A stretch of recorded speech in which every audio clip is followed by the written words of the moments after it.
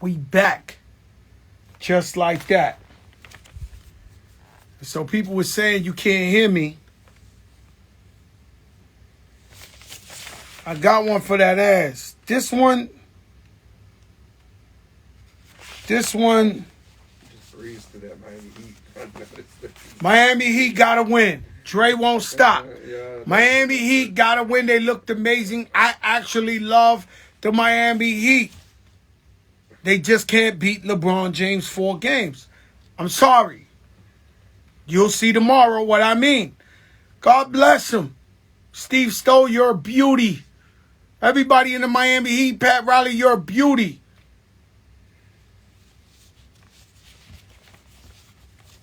The Big Show.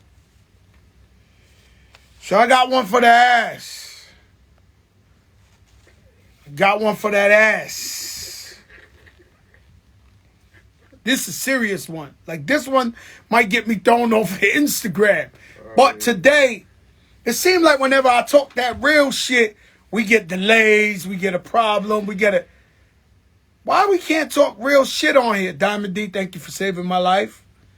I'll send him in. Diamond D, DRTC, Dre bodied that record you sent him. I just sent it yesterday. He got it back. You got it already? No, I sent it to him yesterday. He don't know.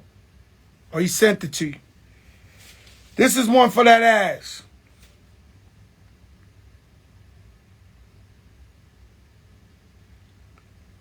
Religious leaders.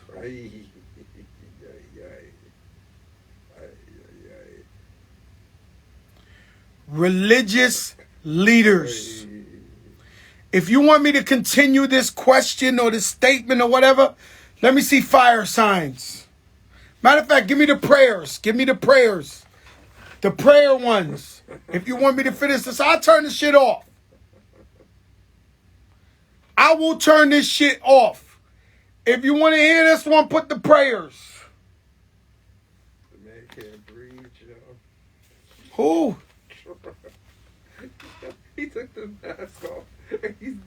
This man is gasping for breath. Elite, somebody said elite higher ups are watching it. I never really cared about those guys. Higher ups and elites. I kiss no ass, guys. If you knew me, you wouldn't even tell me that. I know they all watching. It's the greatest entertainment on earth. The Big Show. You get this shit for free every day. 7 months straight.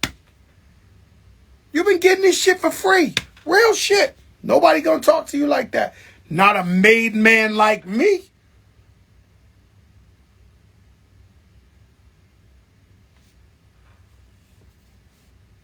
This is a big one. Religious leaders. Now, religious leaders who own churches in the hood, poor neighborhoods, yet they live in mansions and drive Bentleys. I've even been to a church that had an ATM machine in the middle.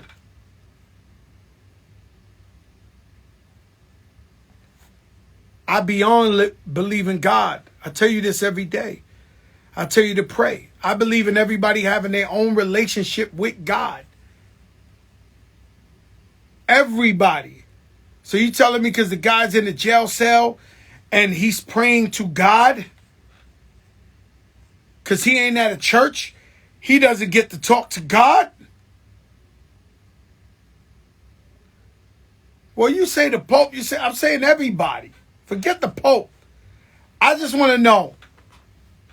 Because sometimes when I did go to church or I go to church and I've been in churches or religious things, let's just say in general,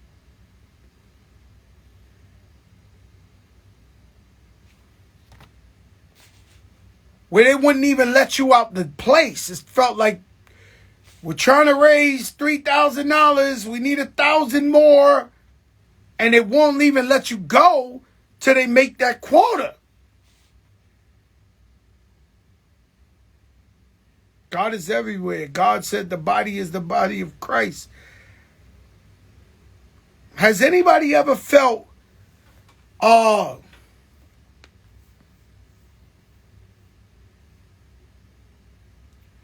of weird? Like in the church where they start that. And I believe these guys love God.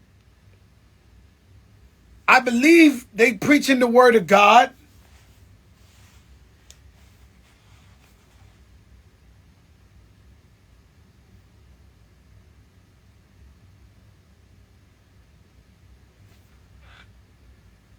Good versus evil all day. I do believe that, but I'm saying, when, you have a church in the middle of a hood it looks abandoned, it's horrible, and then you invite somebody to your house, and the church people are cleaning everything in the house for free because they love you.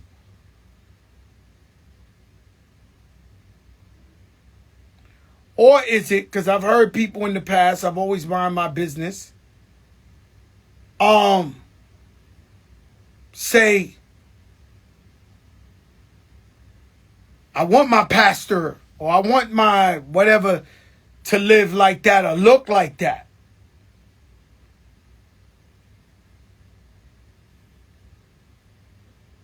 I don't want to feel like, and I'll go to church tomorrow. I love church. I love church people. I love the word of God. I love a great pastor or someone. I love it. But I'll leave it at that.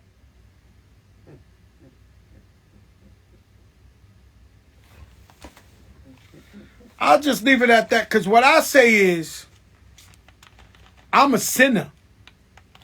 A well-known one.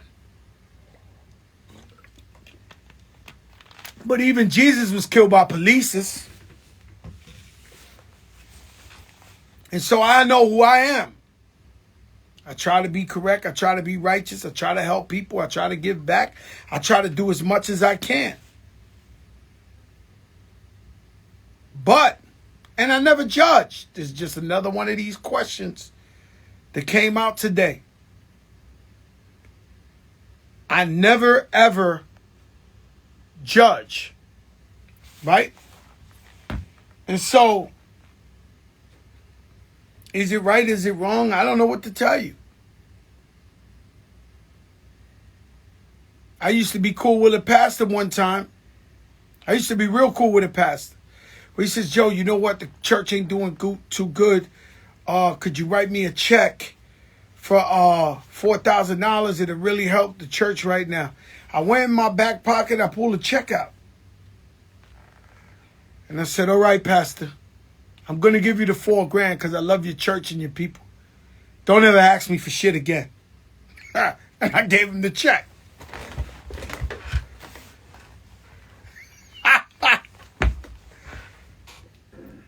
And so the thing I say is,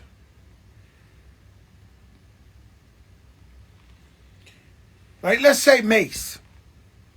Let's say Mace. We're all sinners. Mace gave himself to church. Now, God ain't something you play with. So when he gave himself to church, I figure, all right, God bless him. Nobody could beat God. Nobody could beat God. I had a DJ, my DJ Semitic, out there in Atlanta. He told me one day, he was my favorite DJ. He said, Joe, I found God. I got to leave the crew to go to church. No. I couldn't argue with him. Really? Yeah, DJ Semitic. I love him. Him and his family, they in church. So I said, I love you. I cannot fight God for nothing. God bless you. And we're still brothers to this day. I never knew that. So now, my thing is, don't play with God, man. If you say you're in God, so Mace Wayne went into church and then he came back out. He came out of retirement and started rapping gangster again. I don't know. So if you go to church and you become a pastor and you around church and you this and that and then come back for the rap, and I'm really scared of shit like that. So all I can say is, The Spirit told him to do it. good old church people, I know you watch me too, because I preach God on here. I preach family. I preach God. I preach inclusion. I preach everything together, family. So I know you watch me.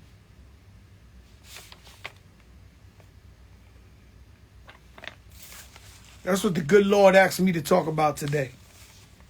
Okay, guys? So whoever it hit, it hit. Parenting. Parenting is so hard. We were just kids yesterday. And so it's no one way or correct way to be a parent. Your kids are growing up. You're trying to teach them the right thing. You're trying not to fight in front of your kids. You're trying to do the right thing. You're trying to work. You're trying to make them happy. You want to give them everything you can. Put them in the best school. This. But who knows what's right and what's wrong? And so this is a job that you're in training, but you're learning as you're going along. There is no right or wrong solution to parenting. And so sometimes we get it right, sometimes we get it wrong. And if you're trying to look, if you're from the South Bronx or Compton, and you're trying to look at one of these families on TV and think that is a reflection of your family, no way. Even the good shows like Power, that ain't real. I never met a Mary J. Blige that killed like that. I don't know what even the good shit. So it doesn't really reflect your family. So we can't watch Family Ties or Three's Company or one of these shits and really think we learning something.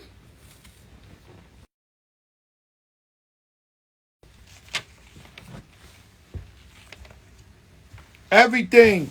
Oh yeah, this is good. It's almost over, guy. Everything in moderation. Moderation means a little bit at a time. You could try stuff or do whatever. I'm in it right now. A little bit at a time. And so, this is good. Drinking in moderation. So if you drink, you like to get drink, you stressed out, you whatever the hell is the case, right? You got to drink in moderation. If you drink too much, and sometimes we socially drink, but if we socially drink every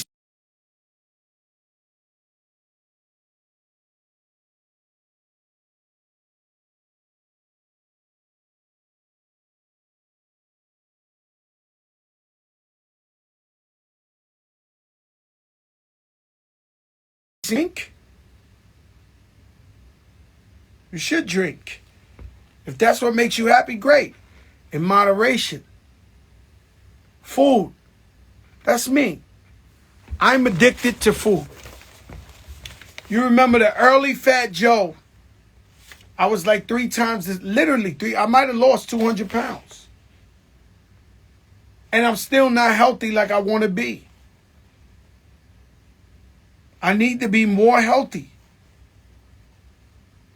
So I have to eat things in moderation. And sometimes I slip. I'm like a crack addict. I drive past a McDonald's. I see the sign. I fucking think Chicken McNuggets are break dancing around me. I might want it. I have an addiction called food. Now, food kills more people than guns, cops, anything. It's not black on black crime. It's fat on fat crime.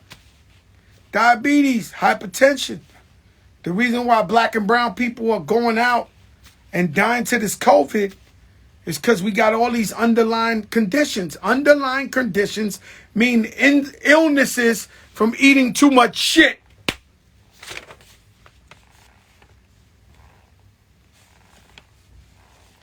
So I have to control my.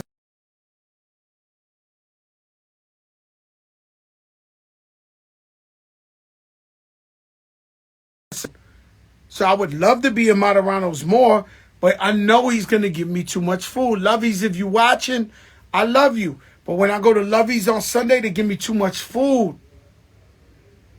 And I love the food. I'm not going to stop eating the food. So I have to learn how to eat in moderation. Ah! Yo, come here. You know I'm on my... Come here, bro. Yo, we got a surprise guest who snuck in on a looking skinny as hell, man.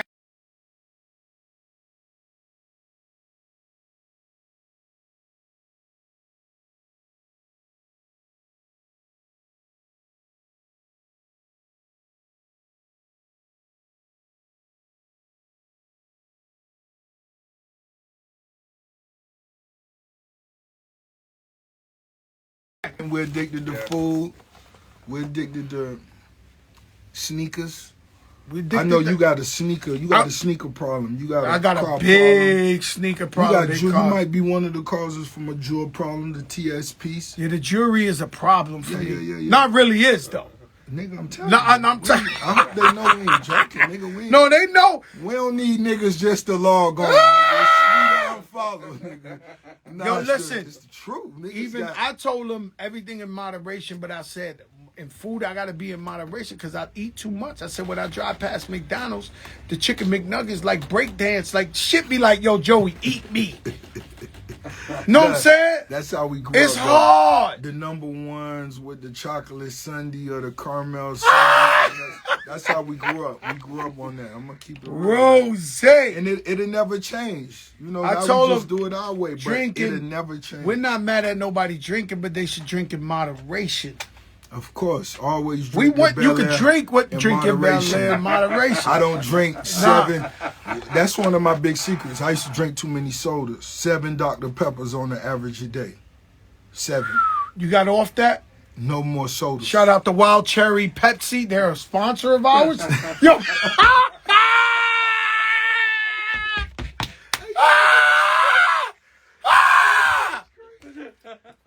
This nigga's crazy. Listen, I'm about to go. Drugs in moderation. One time for the snorters. Oh my God. You gotta shout out the snorters, the bumpers, the snorters, the bumpers, the one-liners. Yeah. You know when I moved down here, Ross, right? I never knew that people smoke bunk. I never. Yeah. No, I'm in the club. I'm smelling crack. I sold plenty crack in my life. I'm in the club, popping the flyest club in Miami, and I'm smelling crack in the air. And then I swear to God. I'm gonna be honest. No, I'm gonna swear to God. We're not gonna call it crack. It ain't crack. No. We ain't gonna, it's bunk. What is it? It's bunk, which unfortunately is what in the early 80s they referred to as freebasing. Anytime you put flame to cocaine, that's what they referred to that. But I'm gonna tell you out something. here in Miami, what niggas was doing, niggas was getting so much money. That's when coke for that early wave of niggas was the shit. Niggas would take a bump, then they'll put a little coke on their weed, which was their way of expressing them getting, living an extravagant life. They're living even like Rich Pryor. Richard Pryor was smoking that shit like it was some fly shit. And then when it came to our generation, we eased away from it. It's a few niggas stay solid. Miami niggas that stay solid, still smoke bump. You can smell that shit. No, that listen. shit float. Oh my that shit God. float through the air like COVID, nigga. I'm from New York. I'm sitting in the crowd. The whole shit smell like bunk. Like I don't want to call it crack, but it's bunk. Yo, but I'm in the shit. Yo, listen. Say solid. Hey, yo, bro. I'm in the middle of the crowd. I'm hearing all the bunk. I'm smelling this shit. I said, yo. I pulled Khaled over one time. I said, yo, Khaled, let me ask you. Yo, I'm smelling crack in the motherfucking air, man. And Cali like, no, that's not crack. Nah, You put they the crack. cocaine in, It ain't and this crack. and this and that. And I'm talking about rich, No, rich Yeah, niggas. rich niggas. Yeah. Paid dudes, not niggas. bums. Nah, niggas in Benzes. Niggas Smoking in the- 205 SEL diesels. That's who the niggas was doing it. Yeah. Rick Ross in the building. Dougie Fresh in the building. Hitmaker in the building. Tell Ross, put you on one. That's Hitmaker. Hitmaker, you know, he asked you, man. That's said, my put you guy. on what? I don't know. Oh, No. Oh, I was finna say. He said you got fired with him, not the bump. Oh, not the book. I was finna say, I never let crack smoke. I know his name Crack. I know it's Joey Crack. I never smoked But you crack ain't in my smoked. life. I ain't let Let me you tell you smoke something. bunk, nigga. I went to Wendy Williams Nigga ain't smoking and I bunk sat with there you. and I was talking about my era, my generation. I was like, yeah, we was smoking crack. They made so much memes like they thought I was saying I was smoking crack. I never smoked crack in my life. I'm saying my era was smoking that shit. Right, Woolers and then the... All right. Right. Listen, guys, I'm about to get out of here, but I'm going to tell you one thing. I'm going to tell you something that really got me fucked up. Shout out to Rasheed Wallace on the check-in. This is the last thing that got me really fucked up. Yesterday was a very, very legendary day for me. I taught my daughter how to drive. Congratulations.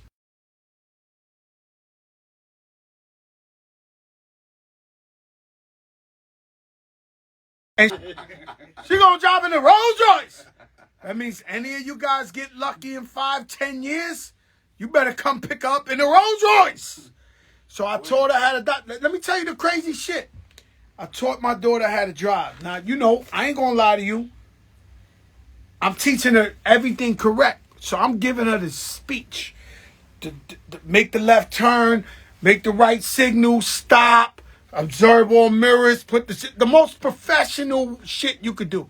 So I told her, listen, if you ever, which is true, if you ever get caught in an accident, any kind of accident, even if you're wrong, don't leave. If you're wrong, Great advice. don't leave. So I'm telling my daughter, if you're wrong, don't leave, no matter what kind of accident. I don't care what it is. For one, it ain't fair, hit and run, whatever the case may be. Don't leave. Wait for the cops to come, whatever. After we teach my daughter how to drive, there's some real shit, Ross. I'm glad you're here. You're my brother. I love you. I take my daughter to get an ice cream on Lincoln Road to celebrate that she was driving for like a whole hour, right? I took her to Key Biscayne, the little parking lots back there. So I go, boom, we get the ice cream, we get in the truck, and I go forward. I run over a mini motorcycle. Like, you seen these motorcycles they driving now? The little shits, you can't see it on the truck. So I go, she says, it's a motorcycle. I'm like, ah! It's the first accident I ever had in my life, Ross. I took courage. I took great pride in telling everybody, yo, I'm the safest driver. I'm the best in the world. I never crashed in my life. I was so mentally screwed. You know what I had to do to myself yesterday? I crashed and there was tons of white people out there. You know them cameras, this is Lincoln Road, 4 o'clock in the afternoon. Fat Joe is not leaving the scene of the crime. I had to call 911 on myself. I've never done this shit. I've been running from the police so long. 911. Hey, what's it? Joseph Carter Jr. Hey, sir, what's going on? I hit a motorcycle. Is everybody okay? My license number. I'm at North Michigan. We're sending an officer there now. Yo, I was so stressed. I never did this shit in my life. The dude come, the cop come. It was like a miracle. Shout out my man Rolly Exclusive Motors. Rolly pulls up in a Ferrari. Joe, what's going on? So when the guy comes, Ross. I'm going to tell you a true story. If you there, I don't know your name, but this is a true story. He's caught Diesel, a Spanish kid. Diesel, though. Like brolic, like looked like an MMA. Shots. Shots. Yeast. Creatine on. He did this thing. It's yoked up. Yo, I'm telling y'all. So he comes up. He got the mask on. He comes up. Yo, he looks at the car. He said, you Fat Joe? I said, yeah, I'm Fat Joe. He said, oh, shit. He said, oh, shit, I'm the biggest. Yo, I'm I'm a Fat Joe fan. Oh my God, man. But you know when somebody crashes shit, you on another level of man. Yeah. He said, damn. So I was like, what's wrong, my man? I said, I told him off rip, I'll pay for anything. I'll buy you a new one if I have to. Don't worry, I'll pay for it. He said, I just want to get it on with whoever hit my car. Well, you Fat Joe, I love you. I would never disrespect. No, I'm not that. But if it was anybody else, I would love to fight him right now. I said, yo, Ross, I'm looking at him. I'm like this. My daughter's there. I'm looking at him. I'm like, yo, my brother, you know, this. He's like, no, Fat Joe, no disrespect. You Joey Crack. I love you. I'm Latino. I'm from New York. This. Whoa, I wish it was somebody else. So we there. Rolly happened to just drive by in the Ferrari, and Rolly owns the collision. He said, bro, Fat Joe is the man. Don't worry, he pay for anything. He tell you he pay. Don't worry that. So we worked it out. I rushed home. I felt like it was bad luck. I was so mad at myself. It's the first time I ever had an accident in my life in front of my daughter. And last night I couldn't sleep. And then I thought about it. I said, you know what? It's only going to cost me a couple of dollars. The police ain't write up nothing. It don't go on my record. And guess what? God taught my daughter and me a lesson in front of each other. Because I have to lead from example. So I'm kicking to her all that shit. You crash, you stay. You crash, you stay. I said, damn, man. I got off cheap because God gave my daughter the lesson in the spot. I've been stressed out to today, too. These guys are, yeah, I got a classic story today. Listen, put God first. Trust in God. Say no to boom. Say no to boom. Yeah. Please don't. Hey, Dougie Fresh, he said, wow, unbelievable. Doug, I love you, but it was God's lesson. A lot of times what stuff happened to us and you wonder why, he's only preparing you for the next thing to happen. Peace, y'all. Yo, Raw.